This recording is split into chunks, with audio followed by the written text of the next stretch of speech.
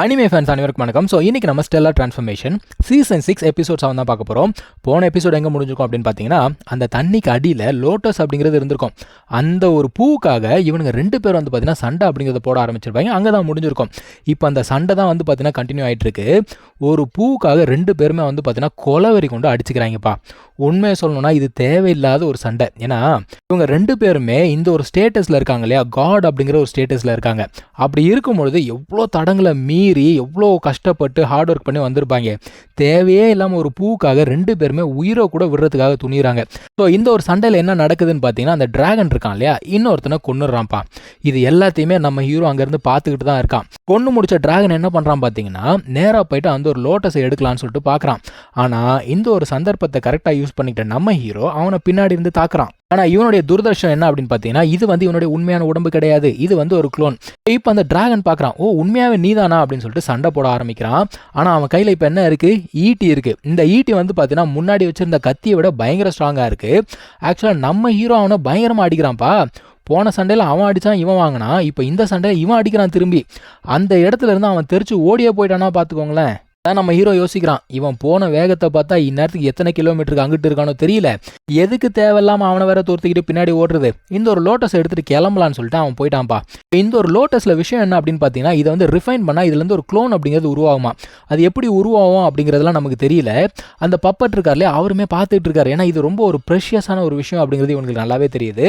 இவன் என்ன பண்ணுறான், அதில் இன்னொரு விஷயத்தை ஆட் பண்ணுறான், ஒரு வாட்டர் அப்படிங்கிறத ஆட் பண்ணுறான்.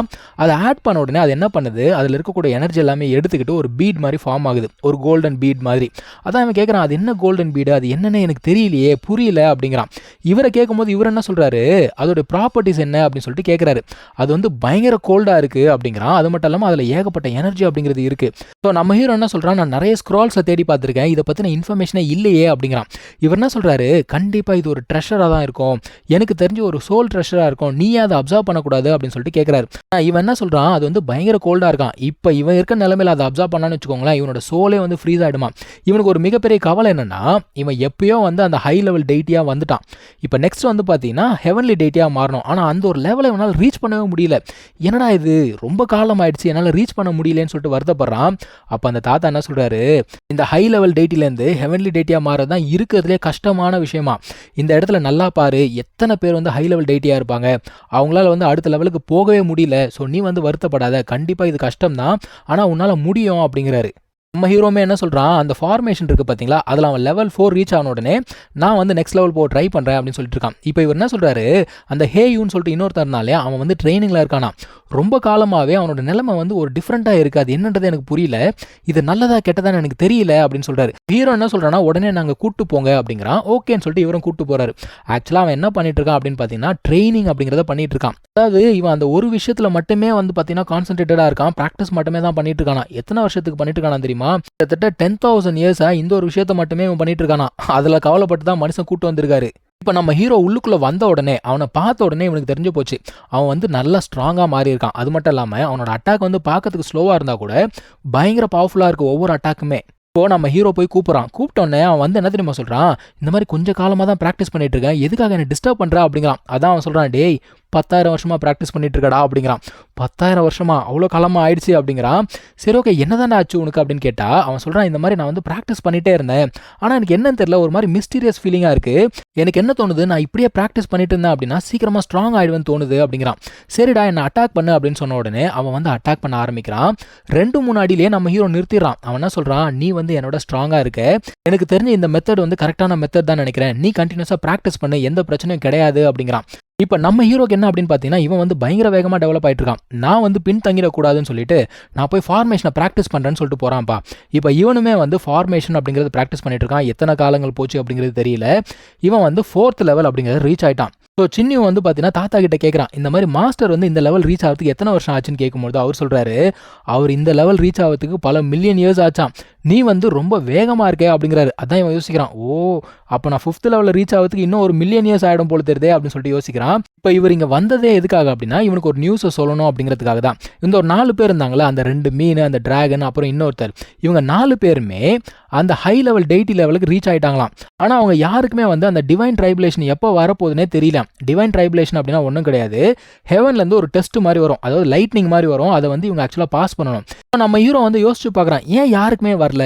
ஒருவேளை நம்ம இந்த ஒரு உலகத்தில் இருக்கிறதுனால யாருக்குமே வரலையா? ஏன்னா இவங்க இருக்கிறது வந்து பார்த்தீங்கன்னா நார்மல் உலகத்துலேருந்து தனித்து இருக்காங்க இல்லையா? ஸோ இவன் என்ன ஐடியா கொடுக்குறான்னா, 1-2 பேர் வந்து வெளியில் போட்டோம், வெளியில் போயிட்டு அவங்களுக்கு இந்த மாதிரி ட்ரைபுலேஷன் எப்போ வருதுன்னு சொல்லிட்டு சென்ஸ் பண்ணுறாங்களா பாருங்க அப்படிங்கிறான். ஸோ அடுத்த நியூஸ் என்ன அப்படின்னு பார்த்தீங்கன்னா, இந்த ஷாஃப்வேர்னால அவன் வந்து லோ லெவல் ஹெவன்லி டெய்ட்டியாக மாறிட்டான். அது மட்டும் இல்லாமல் கோல்டன் கோர் அப்படிங்கிறதையும் ஃபார்ம் பண்ணிட்டானா. இவனுக்கு பயங்கர சந்தோஷம். இப்போ மூ ரெசிடென்ஸ் அப்படின்னு சொல்லிட்டு ஒரு இடத்த காட்டுறாங்கப்பா. இந்த இடத்துல டாலா ஒருத்தர் இருக்கார் பார்த்தீங்களா, இவர் பேர் தான் ஜியாங்லான். இவர் வந்து பார்த்தீங்கன்னா ஒரு காட் கிங்கா. இவர் தான் நம்ம ஹீரோக்கு அந்த ஒரு ஸ்பேஸை கொடுத்தவர். இவர் தான் வந்து பார்த்தீங்கன்னா நம்ம ஹீரோயினோட அங்கிள். இவர் யாரை பற்றி இப்போ பேசிட்டு போறாரு அப்படின்னு பார்த்தீங்கன்னா, நம்ம ஹீரோ பற்றி தான் பேசிட்டு போறாரு. இப்போ பயப்புல ஒரு வம்பு இழுத்து வச்சிருக்குல்ல எல்லா ஹெவன்லி டெய்ட்டிஸ் கிட்டையும், அதை பற்றி தான் பேசிட்டு போறாரு. ஏன்னா எல்லா ஹெவன்லி டெய்ட்டிஸ்மே இப்போ அவனை தேடி தான் வந்துட்டு இருக்காங்க. எப்படி சமாளிக்க போறான் தெரியல அப்படின்னு சொல்லிட்டு போறாரு. இந்த ஒரு பொண்ணு பேர் தான் வந்து பார்த்தீங்கன்னா ஜியாங் லீ. இவ தான் வந்து நம்ம ஹீரோயின். ஸோ இவளுமே வந்து பார்த்தீங்கன்னா சின்னியை பற்றி தான் கேட்குறா. நீங்கள் வந்து கண்டுபிடிச்சிட்டிங்களா அப்படின்னு சொல்லிட்டு கேட்குறா. இந்த மனுஷன் எல்லா இடத்துலையுமே தேடிட்டு வந்துட்டாரு. ஆனால் அவனை கண்டுபிடிக்க முடியல. கிட்டத்தட்ட 1000 வருஷமாக தேடி இருக்காரான், கண்டுபிடிக்க முடியல. மேபி அவன் அந்த ஸ்பேஸ்குள்ளே இருப்பான், அதனால தான் கண்டுபிடிக்க முடியல அப்படிங்கிறாரு. ஸோ இன்னொரு சம்பவம் என்ன அப்படின்னு பார்த்தீங்கன்னா, இவளுடைய அப்பா அவர் என்ன பண்ணியிருக்காருன்னா, இவளை கல்யாணம் பண்ணி வைக்கணும் அப்படிங்கிறதுக்காக இவளை கன்வின்ஸ் பண்ண ட்ரை பண்ணியிருந்திருக்காரு. எப்போனா கிட்டத்தட்ட ஒரு 300 வருஷத்துக்கு முன்னாடி நடந்த சம்பவமா. அதான் இந்த மனுஷன் சொல்கிறாரு, அவனுக்கு வேறு வேலையே கிடையாதா? என்னுடைய க்ளோனை இங்கே விட்டு போகிறேன், அந்த க்ளோன் இங்கே இருந்துச்சுன்னா அவன் வந்து இந்த மாதிரிலாம் பண்ண மாட்டான் அப்படின்னு சொல்லிட்டு கத்திக்கிட்டு இருக்காரு. இப்போ நம்ம ஹீரோ ஸ்ட்ரெயிட்டாக கிளம்பி எங்கே போகிறான் அப்படின்னு பார்த்தீங்கன்னா, அந்த பிளாக் டிராகன் பூலுக்கு தான் போகிறான்.